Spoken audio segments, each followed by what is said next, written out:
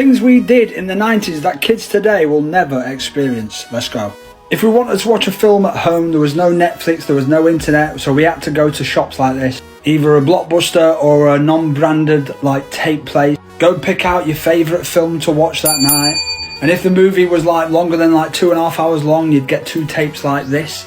And if someone had it before you, majority of the time they'd leave it at the end, so you'd have to rewind it all the way to the beginning. And this right here is what you'd play it on. And same again, if you wanted to listen to some music, walking to school, walking to work, walking to the gym, this is what you'd be playing it on. Either one of these cassette players, same again, you'd have to rewind it like with a pen in the end or whatever, if you got to the end of the tape. Or a bad boy like this, who remembers one of these? But the only problem with one of these was, every time you took a step, it'd either stop playing the music, it'd be like disc error, clean disc. And majority of the time they won't fit in your pocket anyway, so it was just a pain in the arse. If you remember them times, like and share this video. I was still in middle age in the 1990s, but I do remember children being happier, my own included. Yes, it's easy to look back in hindsight, but we can't deny it was a peak moment for our country. We thought the future would be a utopia instead of a Black Mirror-style dystopia. Oh, the naivety of us back then. Let's look back on what we have lost, including the most obvious: free speech. Let's get in there, okay. So who said son? It's a long time since I've had time. Get in there. Son. Go on, son. Go on, son. On the rails. Okay, lovely story in the Star this morning. A bit of Windy Pops, I think I've covered it up. Hang on a second. On to Denise, just let her do a little dance. Hang on. Thanks, Denise. I've cleared the blockage. Okay. So have I. Psychic. Paula. Great chemistry, great chemistry, great chemistry.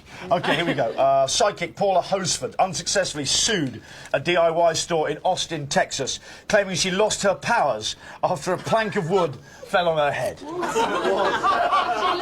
but brilliantly, the store said she should have seen it coming. When the beast of censorship was still whispered and known as political correctness. For me, as an old-age pensioner, I have seen the changes, and the biggest thing about it is the speed of it all. The culture has changed. People aren't even the same as they once were. Dare I say it, a lot of people are barely British anymore. I'm not even talking about outward looks or obvious differences. It's the culture that's changed. We were once known for our relatively polite ways and stiff upper lip, and a people mostly quiet, apart from when we went abroad and went a little crazy in the sun with a few drinks. That's all gone now, it seems. I like America, but we have been Americanized, and social media has changed us for the worst, in my humble opinion. People have become rude extroverts, and it's not just in London.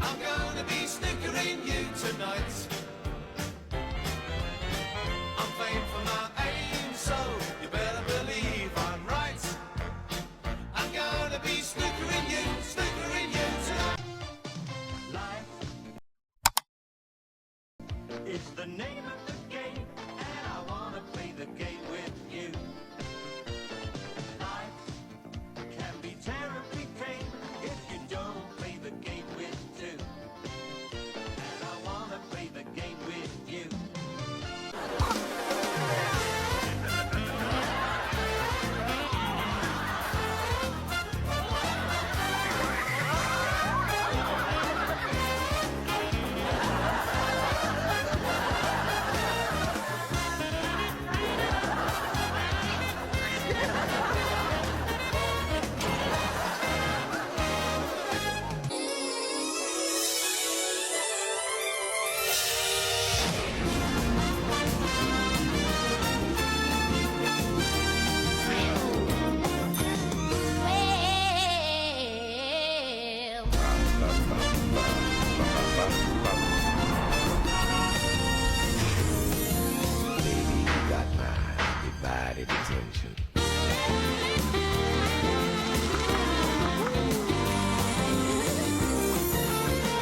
To be my lover, you gotta get with my friend.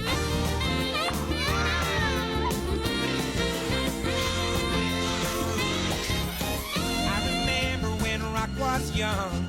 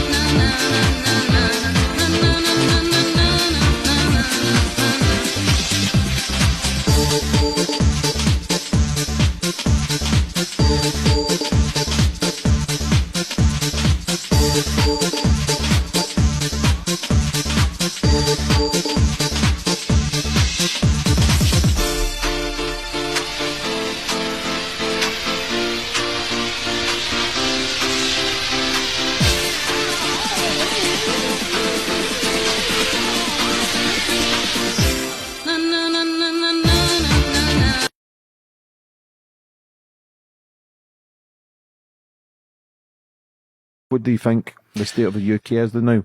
I think the state of the UK is beyond repair. And under this Labour government, it's only going one way, and that's south. Until that maniac Starmer is no longer in number 10, we are in serious, serious trouble. He's lied to everybody in his manifesto. He acted disproportionately during the civil unrest. He's now bringing in blasphemy laws, sending people to jail for essentially asking who their God is. I won't say it word for word because I could end up in jail. And this is where the UK's at. Suppression, division, invasion, and it's all orchestrated. Do you know how easy it would be for the Navy to step in and stop the illegal invasion that's happening in the UK? It's what they're built and trained to do. It would be so simple to stop them, or if they catching them, and just return them to Calais. I mean, I think Donald Trump is now saying if he gets voted in, you get one opportunity to invade our country illegally with no paperwork, completely unfettered. God knows what you've done in the past. We'll put that down as a misdemeanor, send you back. Should you try and illegally gain entry to our country again, you're going to get a hefty prison sentence. There's a bit of so there could potentially be a deterrent, because normally what happens in the States, it spills into the UK. But in the UK at the moment, for me, I think it's just there's just unnecessary procedures put in place. And I think it's now good versus evil. I think, because I've always been centre of the fence. I've always sat on the fence because I can see things that, when we said this earlier on, I like to get both sides of the story.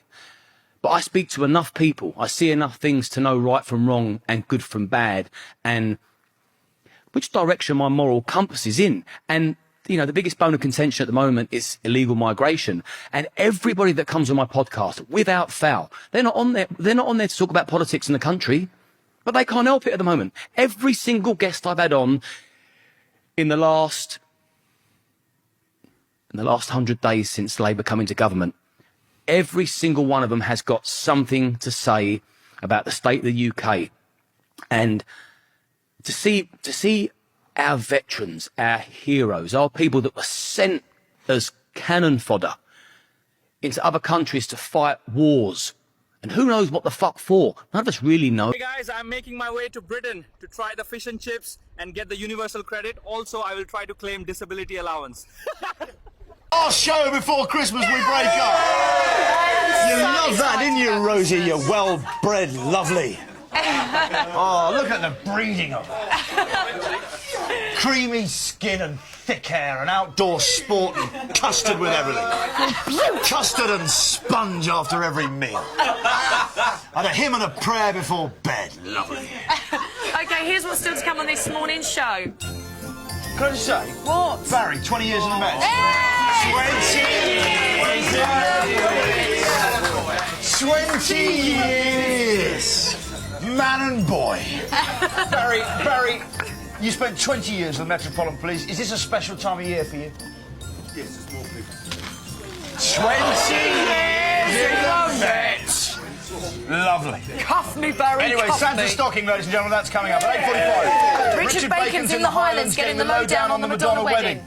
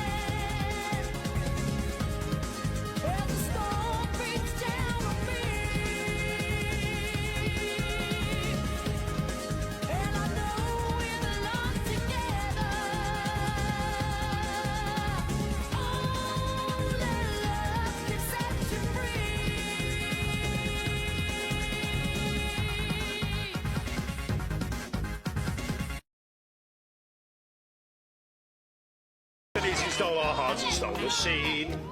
And you even stole some tissues from the Queen. Oh, we'd like you then to know that we loved you on the show. And the way you always tried to keep it clean. Singing wakey, wakey, wakey, wakey, shine. The big breakfast is the only way line. It's your number one big brekkie, so get it down your necky and stick with us from 7 until 9. Oh, Johnny, you're so funny that it hurts. It's more painful than the patterns on your shirt. What's wrong with it?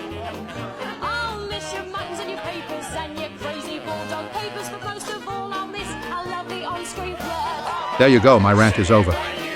See you in the next video. Remember to vote in our poll for what you want to see on this channel. It's your channel after all. I'm here only to share it with you. Cheerio!